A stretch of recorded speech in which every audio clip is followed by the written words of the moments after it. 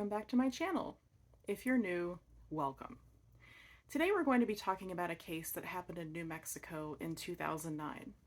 The way I found this case was I was actually shopping for earrings on Etsy. I found these really cute earrings that had the symbol that's on the New Mexico state flag, but in the shape of a heart instead of a circle, which we will get to the shape, the circular shape, later in the video. And I bought them. And I also thought, oh, I wonder if there are any cases that haven't been covered extensively out of New Mexico that people might find interesting. And indeed, there are such cases, and we're going to be talking about this one. But before we start, as a content warning, this is about the murder of a child. It is terribly sad. So if you don't want to hear about that right now, I totally understand. Please go ahead and click out of the video. And one other thing before we get started, if you haven't visited New Mexico or the Four Corners region of the United States, I would highly recommend it. It's really a fascinating area. There are a lot of pre-Columbian sites and ruins, as well as really beautiful natural rock formations. And it's a totally unique area that doesn't exist anywhere else in the world. I usually recommend it to people in other countries as the number one area I'd recommend to visit in the United States. I think everyone should visit there at least once if possible. So check it out if you can. And with that, we will go ahead and get started. On Friday, May 15th, 2009, a woman in Albuquerque, New Mexico, took her kids to the playground at a park called Alvarado Park, right there in Albuquerque. And at first, her kids were playing and everything was great. It was a beautiful spring day. But then her kids started swinging on the swing set. And as they were swinging, one of them kicked something in the sand. Their mom went over to investigate what it was, and she saw a tiny little black and lime sneaker sticking up out of the sand. And she thought, oh, a child must have lost their shoe here. I'll just dig it out and put it on the playground somewhere so that maybe that family can come back and retrieve their kid's lost shoe. But when she bent down to pick it up, it was a lot heavier than she had thought it would be. And she realized that there was a leg attached to it. So she immediately called 911 and explained that she thought she had found a shoe attached to a leg. So of course the 911 operator was asking her if she found bones or what exactly it was, and the woman offered to keep digging but said she really didn't want to, and the 911 operator said that was fine, just leave it alone. And police came soon after that and began digging to exhume the body. Over the weekend, the team in charge of exhuming this body dug up the body of a little boy who was 3 feet 2 inches tall, and he was either Hispanic or Native American.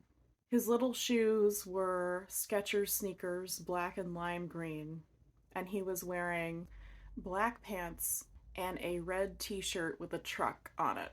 Now, investigators thought this was a little bit strange because the boy appeared to have been well-fed and healthy.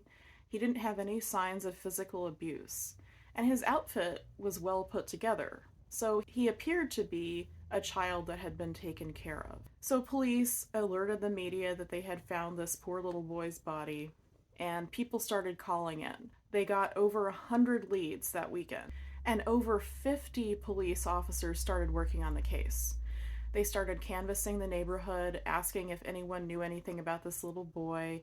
They called schools, daycares, homeless shelters. They went to other playgrounds and they talked to anyone they could find there, parents who might have seen this little boy in this particular outfit. And they also reviewed hundreds of hours of footage from courthouses, hospitals, and stores to try to find out anything about this little boy and who he might be. But because there had been no missing child reported, they started to think that perhaps this child had been killed by a parent or caregiver. Meanwhile, people in the community were completely shocked by this, of course. They nicknamed the boy Baby Angel, Baby Justice, or Child Angel, and they actually made a memorial for him at the park. They brought toys, balloons, flowers, candles, anything that seemed happy and cheerful that could memorialize this poor little boy. They also raised $4,000 or $5,000 for his funeral expenses. After all was said and done, all the things at the memorial were eventually donated to children's charities so that less fortunate children could have them. Meanwhile, police put together a composite sketch of the little boy, what he had looked like before he died. Unfortunately, they couldn't show his remains to the media because his face had been so badly damaged by the hot sand. So they released this composite sketch to the media to try to help with this investigation, to get more leads. Just hours after police released this composite sketch, Emily Apodaca, who was about 27 years old at the time, slowly began to realize that it looked a lot like her little 3-year-old nephew, Ty Toribio, whom she hadn't seen since May 7th. And she wasn't the only one having these thoughts, because a distant relative called police and said the same thing. Ty was the son of Emily's sister, 23-year-old Tiffany Toribio. Another woman who wasn't related to the Toribios called and said that she had seen the child at the party house. And she told police where this party house was, and they went there, and actually it wasn't a house, it was a 2-bedroom apartment. So the police went inside and talked to the people there who were very cooperative, and they told them that Tiffany and Ty had been staying there, but that they had been kicked out because the 2 people there, or whoever was living there permanently, felt that Tiffany wasn't taking care of Ty. She wasn't giving him food, attention, clean clothes, or baths. So the people living there gave Ty a sandwich and told Tiffany and Ty that they had to leave. Police realized, too, that just hours after that happened, Tiffany actually showed up at a police station with Ty and asked them to arrest her on a traffic-related warrant. But they couldn't find the warrant, and they didn't arrest her. And furthermore, they said even if they had found this warrant, they wouldn't have been able to arrest her for such a minor crime. But they had had the same observations about Tiffany and Ty that they had when they saw Ty's little body, which was that they appeared to be clean and well fed. They didn't look like they were homeless or in a bad way. So police really didn't think anything of letting them go. Now, if she had mentioned that she was planning on hurting herself or Ty, that would have been a different story, and they could have arrested her then. And also, if they had known that she was homeless and that Ty was homeless, they could have gotten the children's department involved. But none of that happened because they just didn't know. Also, a woman who lived next door to the party house or party apartment, which I'm sure was really fun for her, reported that she had seen Ty playing on a 2nd-story railing and that she was afraid he was going to fall off the balcony. So on Wednesday night, the day after they released the composite sketch, someone called the police and let them know that Tiffany Toribio was coming to turn herself in. Actually, one source says that she called them herself. I'm not sure which one it was. But before she could do that, police actually found her sitting at a bus stop late at night, so they picked her up. This was 5 days after they found Ty's body. At first, Tiffany denied who she was. She said she was someone else. But when officers asked for her identification and she gave it to them, clearly she was Tiffany Toribio. When they asked her where Ty was, she told them that he was at the Children, Youth, and Families Department in their custody. But police called over there, and Ty was not in their custody. After a few hours of not telling the police what they needed to know, Tiffany finally broke down and confessed. She said that she and Ty had been living at the park, and that the night that Ty died, the 2 of them were wandering around the park for a while until the sprinklers turned off. And once the sprinklers turned off, Ty went to sleep. As they were both lying there, though, Tiffany started thinking about Ty, and she realized that she didn't want him to have the life that she had had. She told police that she put her hand over little Ty's nose and mouth and held it there until he stopped squirming. Then she started to have second thoughts, so she performed CPR on Ty, which she had learned because she was a dental hygienist. And she did manage to revive him. He was shaking, and his eyes were rolled back in his head, but he did start breathing again. But then Tiffany decided that she still wanted to end Ty's life, and so she suffocated him again for good this time. She told officers that she didn't want Ty growing up with no one caring about him the way no one had cared about her. Tiffany dug a shallow grave under the swings because it was dry there, and she moved Ty's body and buried him there. Tiffany Toribio was born in 1985 or 86, and she was a member of the Tia Pueblo in New Mexico, which is located about 40 minutes northwest of Albuquerque. I'm going to tell you a little bit about the Tia Pueblo and people, just because if I were one of them, I wouldn't want this case to be the only thing that people knew about my heritage. So even though Tia is spelled Z-I-A, the correct pronunciation is actually Tia, but it was the Spanish that changed it to Zia when they invaded. The Pueblo is over 600 years old, and it's listed on the National Register of Historic Places. The Tia people are believed to be the descendants of the Anasazis, and there are only about 1,000 of them in the Pueblo. I don't know how many Tia people are living outside the Pueblo. Their sacred sun symbol is on the state flag of New Mexico. The number 4 is sacred to the Tia people. The 4 sets of rays coming off of the sun of their sun symbol represent 4 things: the 4 cardinal directions, the 4 seasons, the 4 periods of the day, and the 4 periods of human life, which are childhood, youth, adulthood, and old age. The Tia people also have 4 sacred obligations, which are a strong body, a clear mind, a pure spirit, and devotion to the welfare of others. Their biggest festival is called the Corn Festival, and it's held every August, so they dress up in their traditional clothing and perform ceremonies. The Tia Pueblo actually took Ty's body and buried him in a private service there. There had been a memorial for the public at a church in Albuquerque. Now, Tiffany's sister Emily Apodaca talked a lot about what happened and her thoughts and feelings related to this case. She said that she loved her sister, but she also hated her for taking away her nephew, who was a bright, happy little boy who wanted to hug everyone. She said that Ty's favorite things were food and trucks, and that she was actually the first person to hold Ty after he was born. After Tiffany was taken into custody, Emily expressed that she wanted there to be a plea deal just because she didn't want her sister to be let off on the insanity defense. Emily felt very strongly that even though her sister loved her son and was in a very bad state of mind when this happened, she still deserved to be punished and belonged in a prison.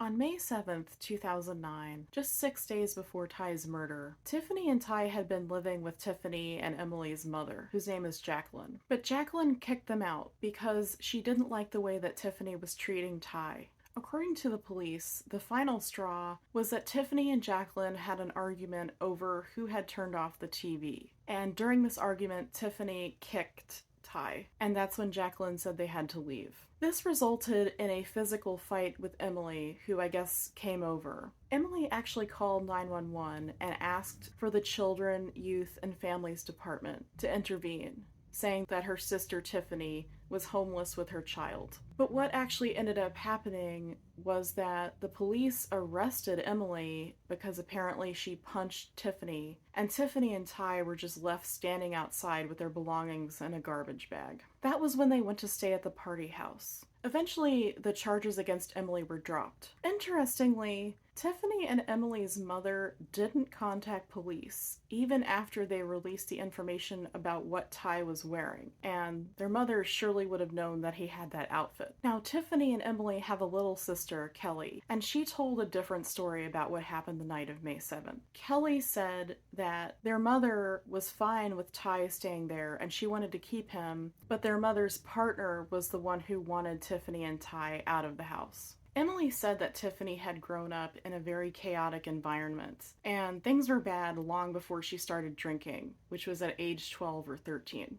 Tiffany dropped out of school in the 8th grade. She left home and was living on and off with different boyfriends and extended family members, but she would always wear out her welcome. Emily said that looking back, she could tell that Tiffany was just depressed. And Tiffany would later be diagnosed with major depression and bipolar disorder. Emily said that when Tiffany found out that she was pregnant, she was actually really excited, and she started reading parenting books and magazines, and she actually got her GED. Tiffany had seemed incredibly happy when Ty was born, and she even went back to school to become a dental hygienist. But she failed the exam twice and thus was never able to work in that field. Tiffany did hold a series of jobs, but she either quit or lost them. Now, Emily had actually called 911 to try to get intervention from the Child, Youth, and Families Department several times over the years. The first call was when she was 12, and she reported that a family member had beaten her with a stick, but no one came. In 2008, Emily called again to report that her sister and nephew were homeless, with her nephew being only 3 years old. But the Children, Youth, and Families Department said that they couldn't help because Tiffany was a member of the Cia Pueblo, and they had no jurisdiction there. But that doesn't make any sense, because Tiffany was living in Albuquerque at the time, 40 minutes away from the Cia Pueblo. Emily also said that Tiffany had basically been almost totally out of contact with the family since the previous August, which would have been 9 months before the murder. She didn't have a phone or a car, and she would call the family for money once in a while, but not from a number that they could call back to. Apparently what sparked all of this was a bad relationship that Tiffany got into, in which there was some domestic violence happening. The family actually didn't even know where Tiffany was living. They didn't have any kind of address for her at all. Tiffany was charged with first-degree murder, abuse of a child resulting in death, child abuse, negligently causing a death, tampering with evidence, and failure to report a death, which were all first-degree felonies. Tiffany tried to kill herself a few hours after she was arrested. Apparently she sometimes cut herself too when she felt her depression coming on. Now, initially, Tiffany's trial was set to begin in October 2011, but of course it got pushed back. Around this time, New Mexico was trying to eliminate the death penalty in the vast majority of cases. So Tiffany was never going to be eligible for the death penalty. The maximum sentence she could have received was life in prison. In early 2012, prosecutors held a special meeting with members of Tiffany's family, as well as representatives from the Cia Pueblo and also the neighboring Acoma Pueblo. And the purpose of this meeting was to determine exactly what the plea deal for Tiffany should be and what would satisfy all parties. This case deeply affected the Native American communities in New Mexico. And at this plea deal meeting, they talked a lot about relations between the tribes and the state government. There were people in the Cia Pueblo who felt responsible for Ty's death.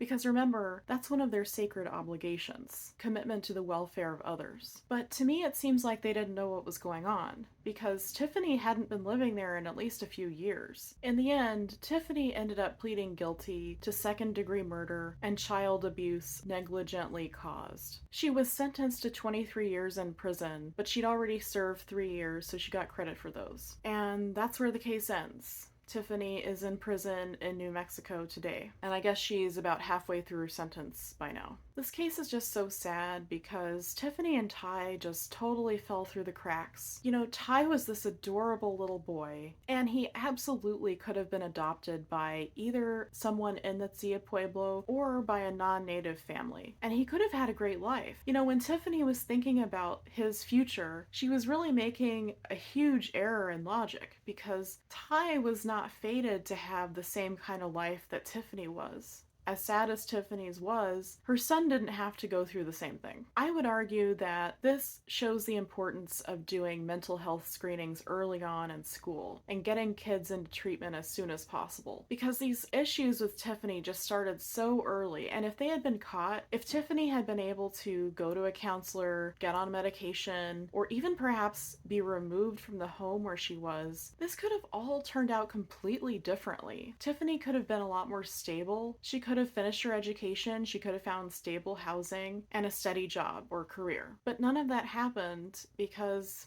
Tiffany just fell through the cracks of the system. It's just terribly sad, but that's all I have for this case. Thank you so much for watching, and I will see you next time.